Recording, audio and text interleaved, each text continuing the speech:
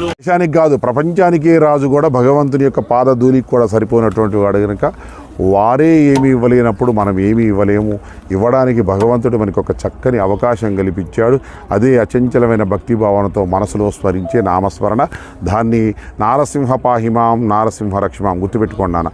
నారసింహ పాహిమాం నారసింహ అంటే దీని అర్థం ఏంటంటే పాలించేవాడు రక్షించేవాడు భగవంతుడు. ఓ తండ్రి పాలకుడవు నువ్వే, రక్షించేది కూడా నువ్వే అని అర్థం. అంటే కోపం వస్తే 2 దెబ్బలు కొడతావు, ఆకలిగానే అన్నం పెడతావు నాయన.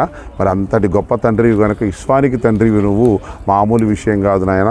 మరి మానవుడిని ఒక్కడనే కాదు, ఈ 72 లక్షల జీవరాశులు కూడా నీపైనే ఆధారపడి బతుకుతున్నాం కనుక మరి నీ అనుగ్రహం ఉంటే చాలు. నీ నామస్మరణ చేసుకొని బతుకుతాం తండ్రి. నీకు వడపప్పు పానకం ప్రసాదంగా ఇస్తానని స్వామి దగ్గర మనం ఎంత తక్కువగా చేసుకొని మనం స్వామి దగ్గర అంత మనం ప్రాధేయపడాలి. మనం ఎక్కువగా మనం ఏదో నేను సర్పంచిని నేను ఎమ్మెల్యేని భావన భగవంతుడి దగ్గర ఉండకూడదు.